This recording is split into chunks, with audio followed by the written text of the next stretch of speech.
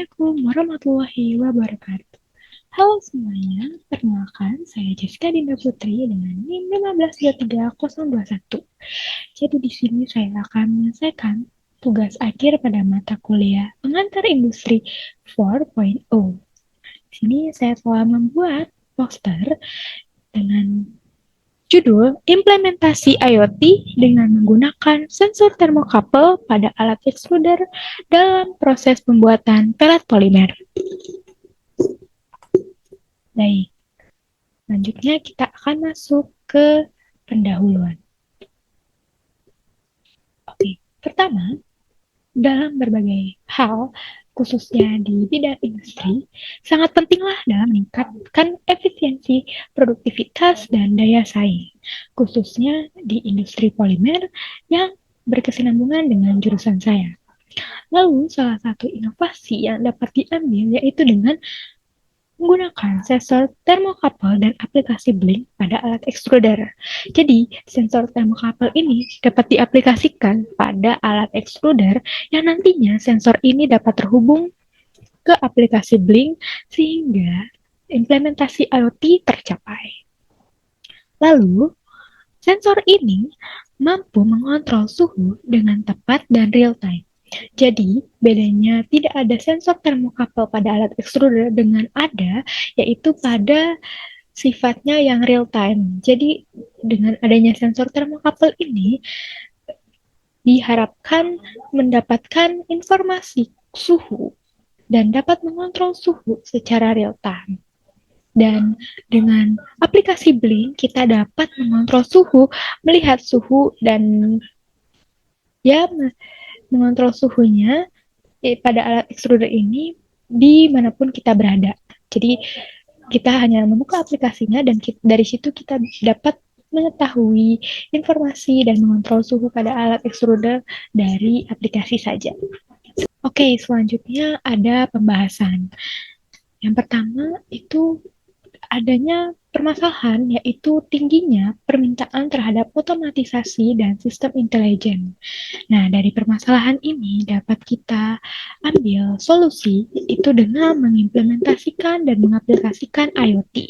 Kenapa? Karena IoT ini dapat memungkinkan alat-alat berkomunikasi, bertukar data, dan saling mengendalikan melalui web atau aplikasi smartphone. Nah, salah satu pengaplikasian di industri yang saya ambil yaitu terdapat sensor termokapel pada alat extruder. Nah, tadi kan sudah disinggung pada pendahuluan, dia itu untuk mengontrol suhu.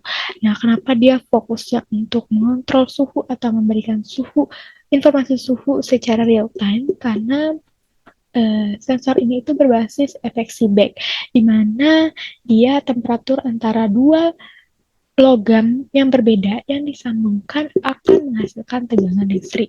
Jadi tegangan listrik ini sebanding dengan perbedaan suhu di antara dua titik sambungan sehingga memungkinkan pengukuran suhu secara langsung.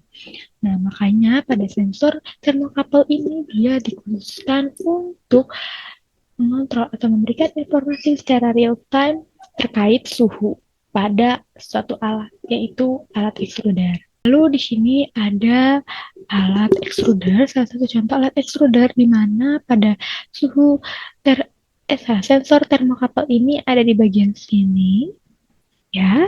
Dan proses kerjanya itu yang pertama itu terdapat heater. Nah, heater ini itu kan untuk memanaskan suatu alat, ya. Nah, dari pemanasan itu nanti kan muncullah kenaikan suhu itu, ya. Nah, kenaikan suhu ini yang membuat sensor termokapel ini membaca suhu yang dinyalakan oleh si heater, seperti itu. Lalu terdapat juga temperatur kontrol untuk melihat nih temperatur yang sesuai dengan alat pengerjaan alatnya.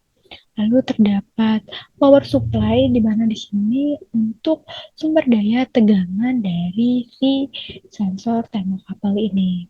Dan pada penelitian terdahulu, jika tidak menggunakan power supply, maka akan berpengaruh kepada suhunya, yang dimana suhunya itu nanti jadi tidak stabil dan hasilnya itu nanti tidak presisinya, hasil peletnya nanti presisinya tidak sesuai atau tidak stabil seperti itu. Makanya digunakan power supply agar hasilnya lebih optimal dan lebih baik seperti itu.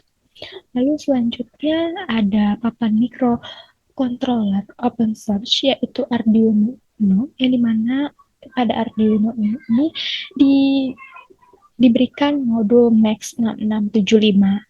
Nah, dari Arduino Uno ini dia akan dapat menggerakkan si motor dari extruder ini. Nah, nanti setelah motor ini sudah bergerak dan ya alat extruder langsung bergerak secara prosesnya dan dapat membentuk pelet polimer gitu. Dan di drive motor ini dia untuk mengontrol kecepatan arah putaran. Motor strap ini untuk mengubah energi listrik menjadi energi kan. Oke, selanjutnya ada penerapan IoT. Nah, di penerapan IoT ini saya mengambil aplikasi Blink. Jadi bagaimana sistemnya? Yaitu yang pertama, jadi Arduino ini tidak bisa langsung terhubung ke internet. Nah, makanya Arduino Uno ini harus disambungkan kepada modul, contohnya itu ada Apps82 atau ada lagi yang lain. Nah, ini bisa menghubungkan dia ke internet dan dari modul ini dapat langsung tersambung ke aplikasi Blink ini. Jadi nanti disetting di aplikasi Blink ini karena ada terdapat penyetingan di aplikasi ini. Dan di aplikasi ini kita dapat mengontrol tidak hanya suhu saja, tapi karena memang kita fokusnya untuk mengontrol suhu dan aplikasi Blink ini juga dapat untuk mengontrol suhu pada berbagai alat. Salah satunya yaitu alat extruder. Seperti itu. Selanjutnya terdapat kelebihan dan kekurangan pada aplikasi Blink dan sensor termocouple. Yang pertama itu ada kelebihan dari aplikasi Blink, yaitu user friendly. Jadi maksudnya di sini yaitu operator yang tidak jago dalam pemrograman juga dapat mengakses atau dapat menggunakan aplikasi Blink ini dengan baik dan dengan dapat mudah untuk digunakan untuk operator yang tidak ahli dalam pemrograman juga seperti itu. Lalu fleksibilitas di mana aplikasi Blink ini dapat diakses pada modul-modul apps 82 dan berbagai modul lainnya. Lalu real time monitoring yang dimaksud yaitu ya informasi yang diberikan secara real time. Lalu kekurangan dari aplikasi Blink ini yaitu ada batasan fitur gratis. Jadi kelebihan aplikasi Blink ini juga salah satunya dia fiturnya itu gratis. Namun fitur-fitur gratis ini dibatasi. Jadi kalau menggunakan aplikasi Blink ini secara gratis tidak dapat mengakses fitur-fitur secara lebih luas seperti itu. Lalu yang kedua ada ketergantungan pada koneksi. Ya, tentunya karena aplikasi Blink ini kan mengacu pada internet ya. Jadi kalau internetnya terganggu atau ada masalah pada internet, pastinya aplikasi Blink ini tidak dapat diakses atau tidak dapat digunakan seperti itu.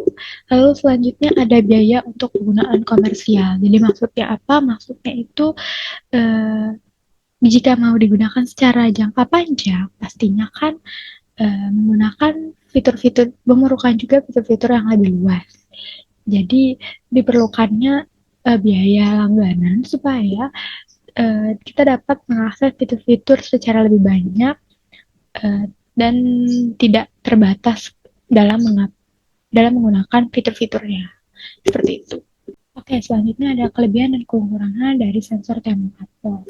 Yang pertama, kelebihan pada sensor termocouple ini yaitu dapat digunakan hingga suhu 1700 derajat Celcius. Jadi, sensor termocouple ini mampu menampung suhu yang cukup tinggi, yaitu sampai 1700 derajat Celcius. Lalu responnya cepat terhadap perubahan suhu dan biayanya cukup murah. Jadi dibandingkan sensor yang lain, dia cukup murah dalam menggunakan sensor ini. Seperti itu. Lalu kekurangannya itu yang pertama kurang stabil jika dibandingkan dengan sensor RTD. Maksudnya kurang stabil itu apa? Jadi jika ada guncangan atau getaran, sensor termokabel ini lebih mudah patah dibandingkan sensor RTD seperti itu. Lalu memerlukan kabel ekstensi dan responnya non-linear. Jadi terkadang kurang kurang akurat terkait hasil pada sensor termokabel ini. Tapi akan akurat jika diberikan tambahan seperti kalibrasi seperti itu. Baik, jadi kesimpulannya adalah dalam mendeteksi suhu secara real time pada alat extruder dapat menggunakan sensor termokabel dan dikendalikan dengan aplikasi Blink. Nah, dengan adanya teknologi berbasis IoT ini, diharapkan lebih dapat memudahkan pekerja industri dalam mengendalikan perangkat pada alat-alat yang digunakan di suatu industri tersebut, khususnya di industri polimer. Ada kekurangan yang terdapat pada sensor tersebut dapat diminimalisir dengan menerapkan sistem kontrol berbasis uji logik untuk meningkatkan akurasi pengukuran dan mengolah variabilitas suhunya. Seperti itu. Oke, sekian dari saya. Kurang lebihnya mohon maaf. Semoga apa yang saya sampaikan dapat bermanfaat dan dapat menjadi ilmu tambahan bagi teman-teman semua. Terima kasih. Bye-bye. Thank you for watching.